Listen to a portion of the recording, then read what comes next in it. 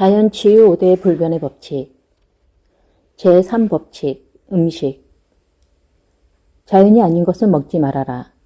자, 이번엔 음식이다. 내가 가진 몇 가지 약점들 중 하나. 나는 먹는 것을 너무 좋아한다. 정말 좋다. 좋아하지 않은 적이 없다. 그런 내가 어떻게 먹어야 건강한 체중을 유지할 수 있는지 알게 되었으니 이보다 더한 행복은 없다. 왜냐하면 음식을 먹고 즐기면서도 살이 찌지 않으니까 말이다. 흥미로운 얘기를 하나 해주겠다. 평균 수명을 채울 경우 한 사람이 평생 먹는 양은 50에서 90톤 정도 될 것이라 한다. 우리의 그 작은 위가 이렇게나 많은 양의 음식을 처리하다니 믿어지는가? 먹기를 중단하면 어떤 일이 생길까? 죽는다. 한두 달 혹은 그 이상까지 버틸 수 있을지 몰라도 먹지 않으면 결국 죽는다. 당신의 몸은 100조 개의 세포로 구성되어 있다. 그리고 하루에 수천억 개의 세포가 죽고 또 그만큼의 새로운 세포들이 태어난다. 그 새로운 세포들은 무엇으로 만들어질까? 당신이 먹는 음식이다. 그렇다면 논리적으로 우리 몸속에 들어오는 음식의 품질이 건강의 품질을 결정하는 주요 요인이 될 것이라고 결론 지을 수밖에 없다. 여기서 잠깐 이런 질문을 던져보겠다. 이 지구상에서 유일하게 인간만이 음식을 자연 상태 그대로 먹지 않는다는 사실을 아는가? 물론 애완동물이나 동물원 우리에 갇힌 동물도 자연 상태의 것들을 먹지 않는다. 그 동물들은 우리 호모사피엔스가 던져주는 왜곡된 음식을 먹는다. 그리고 우리와 똑같은 문제로 고통을 당한다. 점점 더 넘쳐나는 수의사 숫자들이 그것을 증명하고 있다. 그러나 자연 그대로의 야생동물은 모두 자연 상태에 살아있는 음식을 먹는다. 인간에 의해 갇힌 동물을 제외하고 오직 인간만이 서로 다른 음식들을 섞어서 한 끼를 만들어 먹는다. 식당이나 호텔의 뷔페 음식을 생각하면 쉽다. 또한 용량 초과와 짬뽕 음식 후에 나타나는 불편함을 해소하기 위해 수조 원어치의 약물을 흡입하는 유일한 동물 또한 인간뿐이다. 우리 인간은 가짜 음식과 진짜 음식을 마구 버무려 먹으면서 골고루 먹으면 건강하다는 그릇된 환상을 가지고 있다.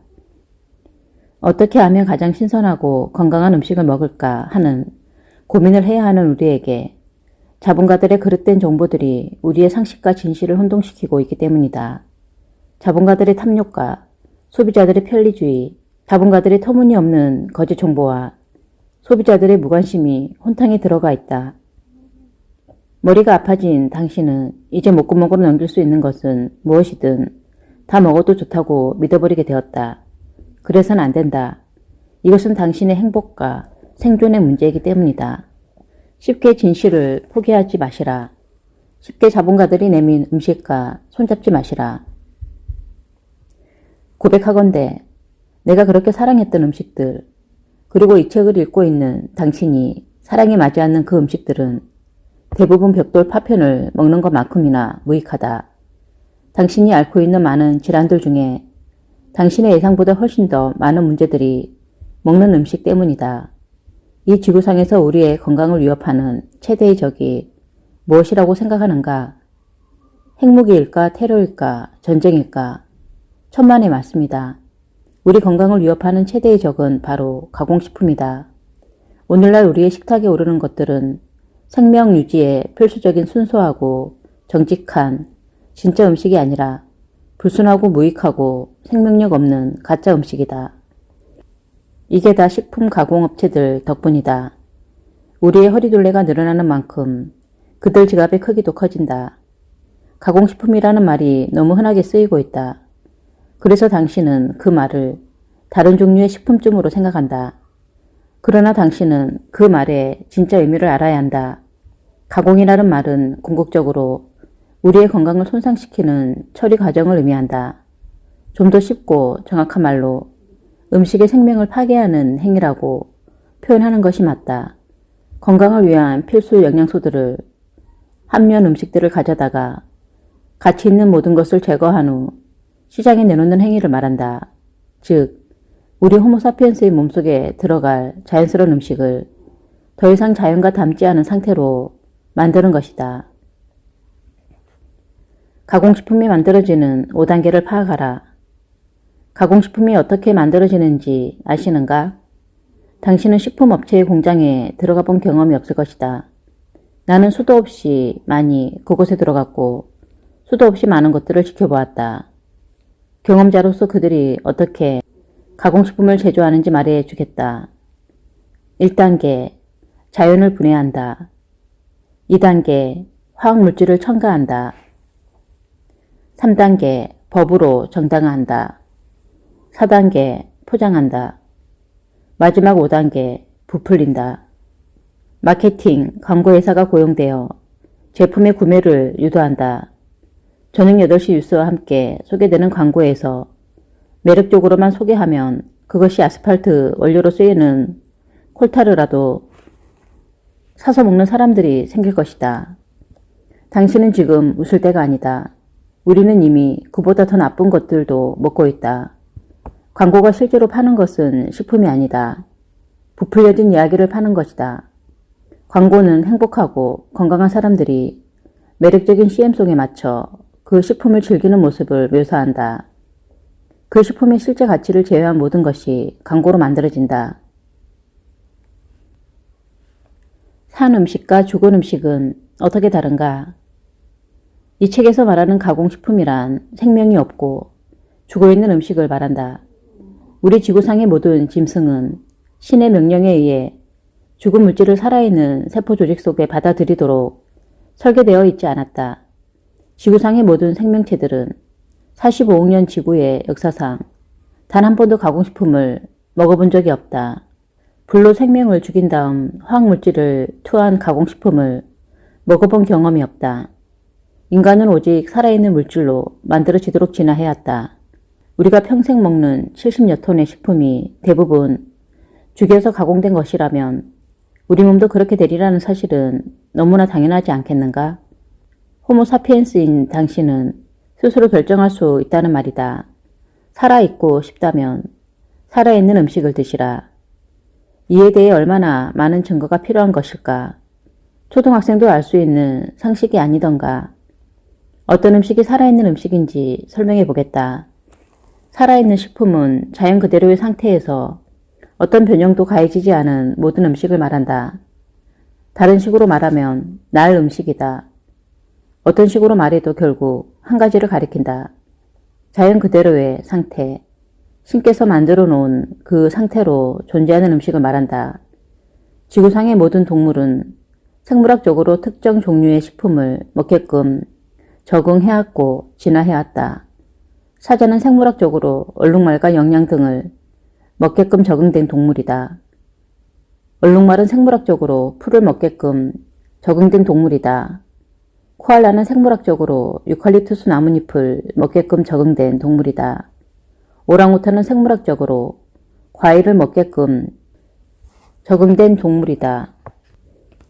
지구상에 존재하는 모든 동물의 음식 습관에는 두 가지 규칙이 있다. 첫째, 생물학적으로 적응해온 방식을 서로 바꾸지 않는다. 사자는 곡물을 먹지 않고 얼룩말은 토끼를 잡아먹지 않는다. 둘째, 모든 동물은 먹이를 날 것으로 먹는다. 그 어떤 예외도 없다. 다시 한번 강조하지만 자연 상태의 서식지에서 살아가는 동물들만을 말하는 것이다. 동물원의 동물이나 애완동물, 본래 습성을 박탈당한 동물들은 제외된다. 다른 동물에 먹히는 경우를 제외하고 야생동물들이 보통 어떤 이유로 죽는지 생각해 보시라. 그렇다. 자연사, 즉 수명이 다해 자연스럽게 죽음에 이른다. 자, 이제 우리 자신을 관찰해보자. 이 두 가지 생물학적 적응 방식에서 벗어난 인간을 위해 설계되지 않은 음식에 입을 댄 적이 있는가? 박사님, 아니 농담하십니까? 당신은 이렇게 대답할 것이다. 그렇다. 우리 인간은 먹지 않는 것이 없다. 우리 인간은 다른 동물의 생물학적 적응 방식들까지도 종횡무진 넘나들고 있다. 우리 인간은 틀림없이 생물학적으로 특정한 무엇을 먹도록 적응된 존재다. 진정 우리는 입에 들어가기만 하면 뭐든 먹을 수 있게끔 창조된 지구상의 유일한 동물인가? 나는 그렇지 않다고 주장한다. 인간은 생물학적으로 식물을 먹게끔 적응된 존재다. 다만 다른 방식으로 먹는 법을 배웠을 뿐이다. 여기까지는 문제 없다. 그러나 인간이 생물학적으로 적응한 방식의 관점에서 보면 식물이 정답이다. 물론 내가 이런 얘기를 하면 인간은 식물성 음식뿐만 아니라 육류도 먹게끔 만들어진 존재라고 주장하는 사람들도 있을 것이다. 나는 수십 년 동안 그들과 논쟁해왔다. 그러나 그들의 주장은 생리학에 기반을 두지 않고 있다. 인간은 동물성 식품을 먹게끔 창조된 존재라고 주장하는 사람들은 햄버거를 팔아 생계를 꾸리고 있거나 동물을 식용으로 팔아 돈을 버는 회사들의 직원일 것이다. 이것은 추측이나 억측이나 희망사항이 아니다. 암은 익힌 음식을 먹고 자라난다. 조리된 식품을 덜 먹고 살아있는 식품을 더 많이 먹기 시작하면 신체적으로나 정신적으로 곧바로 긍정적 변화가 일어난다. 우리 몸이 생리적으로 갈망하는 식품을 공급해 주기 때문에 모든 신체 기능이 향상된다. 소화 기능이 좋아지고 영양소의 이용이 좋아지고 배출 기능이 좋아지고 신체 정화 기능이 좋아지고 모든 것이 좋아진다. 모든 기기가 그렇듯 연료가 좋아지면 성능도 좋아진다. 계속 얘기하지만 내 희망은 당신이 내 말을 이해하고 고개를 끄덕이는 것이다. 당신이 직접 시도해보고 그 결과를 직접 경험하는 것. 그것이 내 희망이다. 한번 해보라는 것이다. 최소한 2주 동안만이라도 실천해서 몸의 변화를 느껴보라는 것이다. 살아있는 음식으로의 전환이 그토록 이로운 영향을 미치는 까닭은 조리된 식품의 해로운 영향력에 우리 몸이 덜 노출되기 때문이다. 조리는 병이 생기기 쉬운 환경을 만들어낸다. 그 자체로 질병을 만들어낸다. 이는 수많은 연구를 통해 사실로 증명되어 왔다. 그러한 연구 결과들을 조사해보면 그 증거는 강력하다. 조리는 살아있는 식품에 내재된 잠재적 이득들을 파괴한다. 식품 속에 들어있던 영양 성분의 85%를 파괴하거나 못쓰게 만든다. 효소는 열에 민감하기 때문에 섭씨 50도 정도에서 거의 모든 효소가 사망한다. 아미노산은 파괴되거나 아니면 소화되기가 극도로 어렵거나 불가능한 형태로 바뀐다. 직접 해볼 수 있는 간단한 실험을 소개하겠다. 가게에서 사과 2알을 사오시라. 둘 중 하나만 구운 다음 2개 모두를 창턱에 올려놓아라.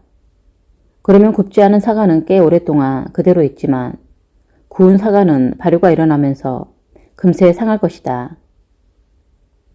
자신의 책, 자기 자신의 의사가 되라에서 앤 위그모 박사는 이렇게 말한다. 내가 기억할 수 있는 가장 짜릿한 경험은 인체에서 떼어낸 암세포들이 익힌 음식에서는 잘 자라는데 같은 종류의 생식에서는 생존하지 못하는 광경을 본 것이었다.